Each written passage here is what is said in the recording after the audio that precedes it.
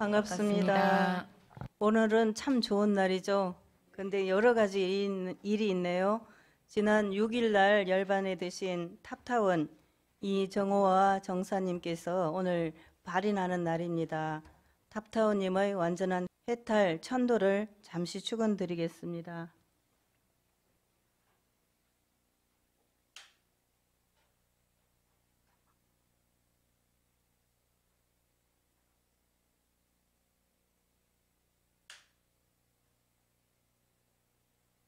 네, 친사님이랑 오하은 실습교무가 같이 발인식을 마치고 이제 장지로 갔습니다.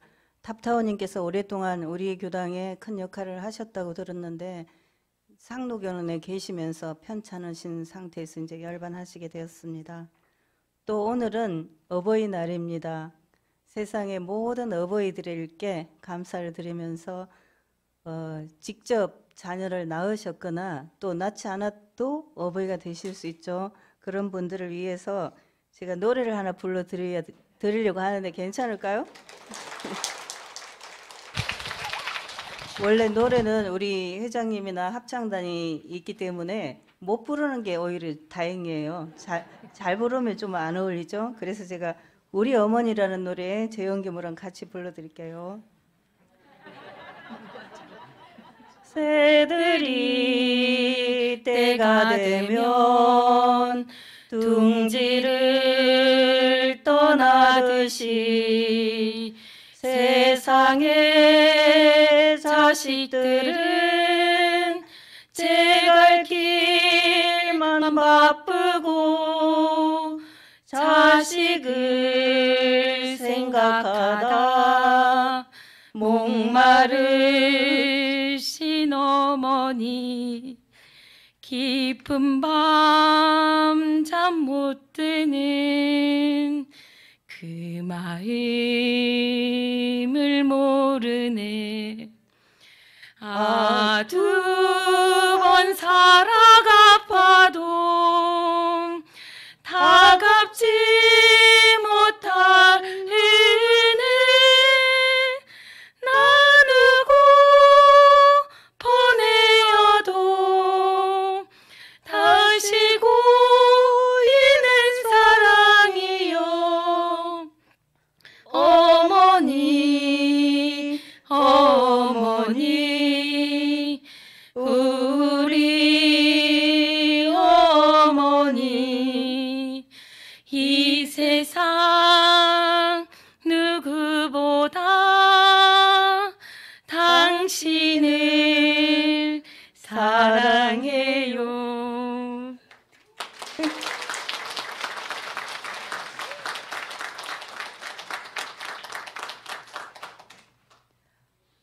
원래 못 부르는데 이렇게 우는 걸로 그냥 때웠어요. 네, 아시겠죠?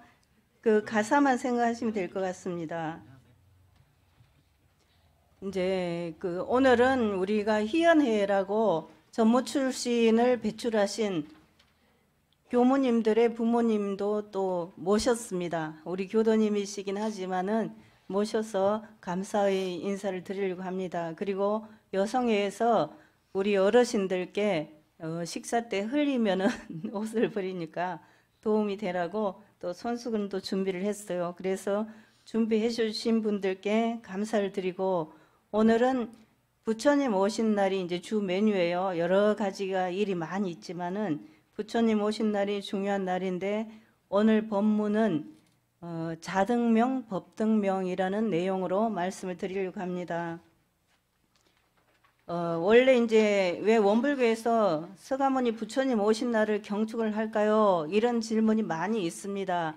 많이 있는데 종교를 생각하면 종교가 불법과 불교를 생각해 볼 수가 있겠죠. 우리가 불법과 불교를 생각해 볼 수 있는데 불교라고 할 때 우리가 대한민국에서 조계종을 중심으로 대한불교 조계종 이렇게 해가지고 이제 불교를 주로 말씀을 하십니다. 그런데 대한민국에도 불교 조계종 말고도 그냥 엄청 많은 종교가 있어요. 제가 대전에서 친구 스님은 자기 동생은 법주사의 조계종 스님이고 본인은 군종을 했는데 아버지가 뭐 다른 종의 교조예요, 교조신데 그 교조 밑에 스님은 자기 혼자예요. 그 친구 스님. 그래서 동생은 조계종, 대한불교 조계종의 스님이고 본인은 아버지가 종종인 그 교의 하나뿐인 스님이에요. 그럴 정도로 불교는 각종 각파로 분립되어 있습니다. 그것이 한국 불교고요. 한국 불교는 그래도 머리를 깎고 승복을 입고 그것은 거의 다 통일이 되어 있죠. 그런데 다른 그 나라의 불교를 보면 인도라든지 그런데 혹시 인도 불적지 여행을 가보시면 알겠지만은 스님들이 거지 노릇을 하고 있습니다. 녹야원 같은 데 가서 보시면은 그 좋은 부처님의 성지에 스님들이 승복을 입고 거지 노릇을 하고 있어요. 인도에서는 불교가 거의 없기 때문에 그렇죠. 그리고 세계의 불교를 보자면은 티베트의 불교는 밀교죠. 또 남방 불교는 소승 불교죠. 중국이나 한국, 일본은 대승 불교죠. 이 모든 불교를 다 보자면 너무나 달라요. 한국에서 원불교하고 불교 차이도 아니에요. 차이도 아니에요. 그럴 정도로 그 불교도 다 달라요. 그러면 무엇으로 이 불교들이 하나가 되냐 하면은 무엇으로 하나가 될까요? 그렇게 다 다른데 불법이 같은 거죠. 불법. 그 불법은 진리를 표현한 것이 불법이에요. 진리를 표현한 거. 그런다면 원불교에서 원불교와 불교의 관계는 어떤가 이렇게 생각을 해볼 때 원불교는 대종사님께서 교조시죠. 교조시고 서가모니 부처님을 연원불로 삼으셨어요. 우리가 입교를 하면 연원이 있죠. 이제 저희 연원은 우리 동네 이장 아저씨가 몽땅 다 연원을 시켰더라고요. 몽땅 그 입교를 시키면서 다 시켰어요. 옛날에는 그런 일이 종종 있었어요. 그런 이제 경우라고 볼 수 있는데 다 여기 계시는 분들이 누군가가 입교 연원이 있을 거예요. 그런 분들이 이제 인도해 주신 분을 연원이다 이렇게 말하는데 예를 들면 우리 강미씨를 인도해 주신 분이 예타원 배현송 정 교구장님이시죠. 그러면 그분이 연원이 되시는 거예요. 연원, 인도해 준 사람. 그 사람은 왜 고맙냐 하면은 그 분이 아니었으면은 원불교하고 인연이 되지 못했을 텐데 인연을 맺어줬기 때문에 감사하다 이렇게 할 수 있겠습니다. 그 다음에는 누구가 해야 돼요? 일단 인도를 했어. 물가에다가 물을 먹게 인도를 해줬으면 지가 먹어야지 먹어줄 수는 없잖아요. 그러니까 본인이 먹어야 돼요. 그 먹는 것은 공부도 하고 기도도 하고 선도 하고 이렇게 해서 먹는 것은 자기 자신이 할 수 있어요. 지금 강미 씨하고 어머니도 같이 오셨는데 앞으로 그 물을 열심히 잘 먹는 것으로 해서 공부를 잘 하시는 좋은 교도님들이 되시길 바라고 우리 교도님들도 많은 분들에게 이렇게 하면 좋아 여기를 가봐 그러면은 맛있는 물을 먹을 수 있어 좋은 법을 들을 수 있어 이렇게 인도를 하셔야죠. 인도 적극적으로 인도를 하신 분들이 바로 우리 희연의 분들이십니다. 자녀들을 원불교에 이제 신앙을 하기도 하고 또 출가를 시켰어요. 출가. 일자 출가의 구족이 생천이다 이렇게 얘기를 합니다. 한 사람을 출가를 시키면 구족이 하늘에 난다. 얼마나 대단한 일이에요. 그러니까 일단 우리가 희연의 분들에게 박수를 한번 드립니다. 네. 그러면은 이런 그 대단한 분들 보면서 뭘 제가 생각을 해봤냐면 우리 교당에는 전무 출신 가족들이 많아요. 지금 이제 정토회관이라 그래서 남자 교무님의 부인들이 다니는 법당을 정토회관이다 이렇게 하는데 대종사님 시절에는 전무 출신 권장부 그래갖고 그 부자가 지엄이 부자가 아니고요. 부모님, 권장, 부모 이런 것을 강조를 하셨어요. 그러니까 옛날에는 자식을 낳으면 어때요? 자식이 재산이죠. 옛날에 농경사회에서는 일도 많이 해야 되고 또 돈도 벌어야 되고 그러니까 자식을 재산으로 생각했어요. 그래서 그 자식을 낳으면은 일꾼이 늘어나는 거잖아요. 일꾼이 늘어나요. 그러니까 부모로서는 늘어나는 일꾼이 반가운 거죠. 그렇게 생각할 수도 있는데 그 시절에 자녀들을 정말 월급도 못 받는 전무 출신으로 내보내신 그분들이 이제 전무 출신을 우리는 희사했다 이렇게 이야기를 하고, 당시에 대종사님께서 권장 부모 이렇게 할 때 출가를 할 때 부인에게는 어떤 서약서를 받았냐면, 내가 출가를 하니까 부인은 앞으로 가사에 대한 가사의 책임을 일체 내가 지겠다 이런 서약을 하게 했어요. 정토 회원들한테. 지금은 이제 뭣도 모르고 정토가 되는 분도 가끔 있긴 하는데, 서약을 하셔가지고 정토가 됐다, 남자 교무하고 결혼을 했다 그러면은 자기가 거의 전무 출신을 해야 돼요. 그걸 안 하면은 어떤 어려움이 있냐면은 남자 교무가 교무하기가 힘들어. 그렇죠. 그러니까 아마 여기 계시는 아버님이 교무님이셨던 분들은 다 이해가 가실 거예요. 옛날 양산 김중묵 종사님께서 아들이 집에 가니까 그랬대잖아요. 아저씨 누구예요? 워낙 아버지가 가끔 오니까 옆집 아저씨인지 아니면 아버지인지 잘 모르니까 아저씨 누구예요? 이렇게 물어봤다고 이야기를 합니다. 지금은 뭐 교무들이 그렇게까지 하지 않지만 아무튼 보통 모시고 사는 그 부모 관계는 아니기 때문에, 오랜만에 오기 때문에 그래도 다른 집보다는 가정에 신경을 못 쓰는 게 사실이에요. 그러니까 부모는 그 자녀를 출가시키면서 희사하면서 내가 아들의 목까지, 아들의 가정까지 다 돌보겠다 그런 마음이 있어야 되는 거죠. 우리 여사님은 그렇게 하고 세운교물 출가시켰죠. 아들이 돈을 벌어줄 거다 이렇게는 생각 못하죠. 그래서 아들 살림살이까지도 사실은 챙겨놔야 돼요. 그래야 그 아들이 걱정 안 하고 교무를 잘 할 수가 있어요. 그래서 아마 희연의 분들은 그런 걱정까지 같이 하시면서 자녀들의 살림까지 다 챙겨주시고 그리 하시리라 믿습니다. 그래서 전무 출신으로서 공도자로서 살 수 있도록 돌봐주는 거죠.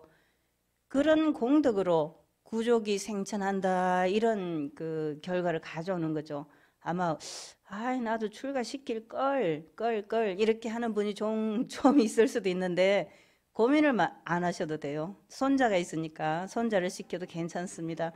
우리 애는 너무 늦었어? 그러면 손자를 시키면 돼요. 그러니까 손자를 시키기로 마음을 먹어보고 오늘 누구를 시킬까 이 고민을 하시는 하루가 되면 좋겠습니다.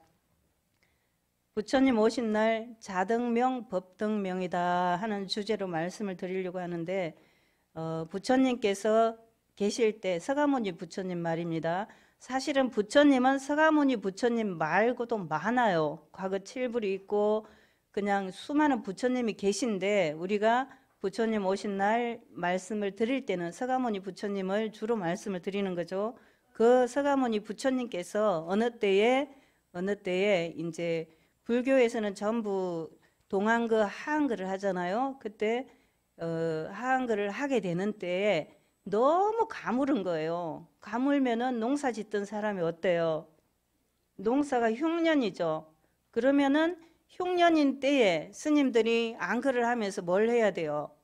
밥을 빌어 먹어야 되잖아요. 금강경에 보면 걸식어기 성중 차제글이 이렇게 돼 있잖아요. 성 가운데서 걸식을 해. 차례차례. 이 집 여기는 빼고 저 집은 가고 이런 게 아니라 한 집 한 집 차례차례 걸식을 하게 되는데, 그때 너무 흉년이 되니까 어때요? 사람들이 먹고 사는 게 힘들어요. 그렇죠? 자기 먹을 것도 없는데 스님 드릴 밥이 없단 말이에요. 그래서 서가모니 부처님께서 어떻게 말씀을 하셨냐면은, 지금은 너무 어려운 때니까 자기 아는 집이나 특별히 예전에는 차제 거리를 해야 돼요. 차례차례 빼먹지 말고 여기 요 집 가고 옆집 가고 그렇게 차제 거리를 해야 되는데, 잘 아는 집에 가서 걸식을 해라 이렇게 하셨어요. 그렇게 하셨는데 그 당시에는 하도 가난하니까 소가 먹는 밀기울이나 그런 것들까지 이제 먹었다고 합니다. 그렇게 해도 동네에서도 굶어 죽은 사람들이 생기고 그런 때였기 때문에 굉장히 어려운 때예요. 어려운 때. 그때 이제 부처님께서는 80살이 거의 되셨기 때문에 노쇠한 상황이었어요. 그리고 이제 부처님은 항상 가습이나 안한존자하고 같이 다녔죠. 그때는 안한존자하고 같이 있었는데 그때 부처님께서 이제 곧 열반하시기 조금 전이에요. 그때 하신 법문이 바로 이 자등명 법등명입니다. 자등명 법등명. 이것은 자등명, 스스로 자자, 스스로에게 의지하고 다른 사람에게 의지하지 말아라, 그런 이야기입니다. 여기서 스스로 자자라고 하는 것은 어떤 나이일까요? 어떤 나이예요? 이 약간 못생기고 이런 민성효 같은 나이일까요? 어떤 나이예요? 내 속에 닮아 있는 참 나를 말하는 거죠. 내 속에 있는 참 나, 이 나는 법신불 이론상하고 같아요? 달라요? 바로 그 법신불 이론상 자리에 합일한 그 나란 말이에요. 그 자등명, 그 나를 의지하고 다른 사람에게 의지하지 말아라, 이렇게 말하는 겁니다. 자등명. 그 다음에 법등명, 법에 의지를 해라, 그런 이야기죠. 그럼 여기서 법이라고 하는 것은 무엇을 말할까요? 법, 뭐 대한민국 헌법 이런 걸 말할까요? 네, 불법, 진리 자체를 말하겠죠. 그러면은 자등명, 법등명이다, 이렇게 말할 때 그것은 결국은 같은 내용의 동어 반복이다, 이렇게 말할 수 있는 겁니다. 자등명, 법등명. 자기 자신, 참 나에게 의지하고 다른 사람에게 의지하지 말아라. 법에 의지하고 법 아닌 것에 의지하지 말아라, 그런 뜻이죠. 그리고 이어서 자귀이, 법귀이, 그렇게 합니다. 자신 참나에 귀의하고 법에 귀의하라, 그런 이야기인데 우리가 자신에게 의지하지 않고 남에게 의지하는 사례를 보면 어떤 것이 있을까요? 우리 대종사님께서 자력 양성을 말씀하실 때 그 자력 양성이 제일 처음에는 부부 권리 동일이었어요. 부부. 아마도 의지를 제일 많이 하는 게 부부가 아닌가 봐요. 부부 권리 동일, 이렇게 했다가 그 다음에는 남녀 권리 동일로 제목이 바뀝니다. 내용은 거의 비슷해요. 그리고 지금 이 전서에서는 어떻게 돼 있죠? 자력 양성, 이렇게 돼 있습니다. 그런데 그 내용은 똑같아요. 똑같은데 우리가 남한테 의지하고 사는 내역을 자력 양성해 보면은 다 나와 있죠.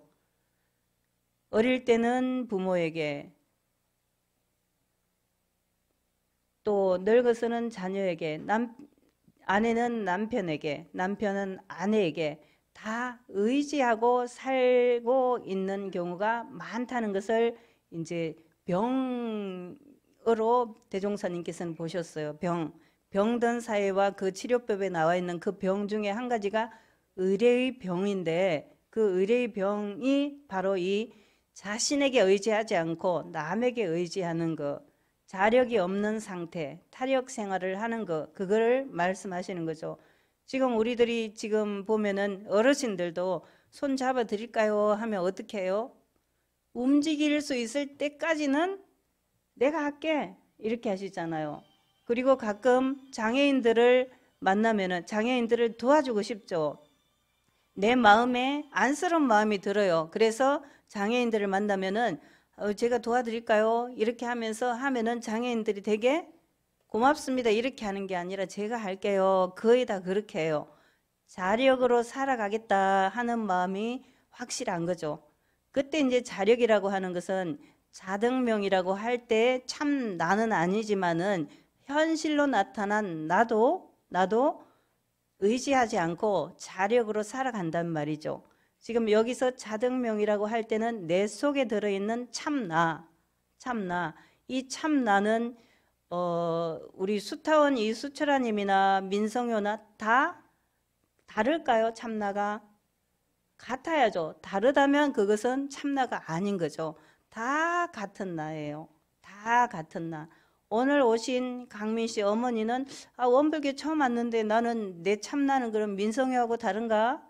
가 아니고 다 같아요. 모두가 다 같은 그 참나.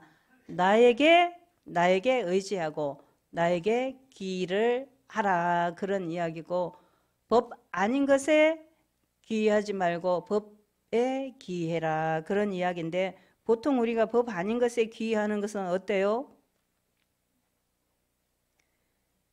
대종사님께서 그걸 다른 말씀으로 솔성요론에 말씀하고 계신데 대종사님은 뭐라고 하셨어요? 법 아닌 것에 귀하는 사람만 믿지 말고 법을 믿을 것이요, 이렇게 하셨어요. 대종사님께서 원래 이 솔성요론 1조는 3조에 있었는데 1조로 자리 옮김을 하셨습니다. 사람만 믿지 말고 법을 믿을 것이요, 그렇게 했는데 이 사람이라는 것은 자등명할 때 나와 나 아닌 타인, 그게 이제 사람이죠. 한문에서 사람 인자는 남을 말해요. 주로 스스로 자자는 자기를 말해요. 그러니까 남을 표현할 때는 인이라고 하고 자기를 표현할 때는 자다, 이렇게 말하거든요. 자등명, 참나에 의지해야 된다. 그러려면은 다른 사람을 믿게 되면은 자등명이 안 되는 거죠. 자등명이 안 되고 법등명도 안 되는 거예요. 그래서 대종사님은 사람만 믿지 말고 법을 믿을 것이요, 이렇게 말씀해 주고 계십니다. 2566년 전에 부처님이 태어나셨고 그 서가모니 부처님이 하신 자등명, 법등명, 그것이 오늘날 대종사님이 하신 말씀하고 똑같네? 그렇죠. 왜 그럴까요? 세상은 엄청 변했는데 그 법문은 똑같아요. 어째서 그럴까요?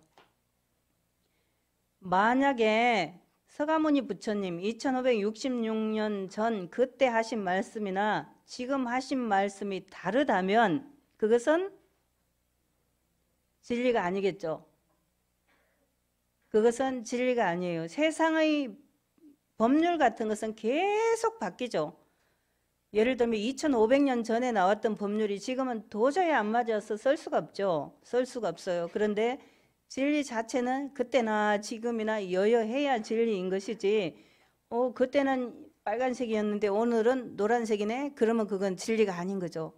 그것을 생각해 보시면서 내가 진리인 거, 참나인 거, 그것을 잘 믿고 있는가, 그것에 잘 의지하고 거기에 귀하고 있는가를 보셔야 되겠습니다. 우리가 지금 등불을 많이 켜놨어요. 등불.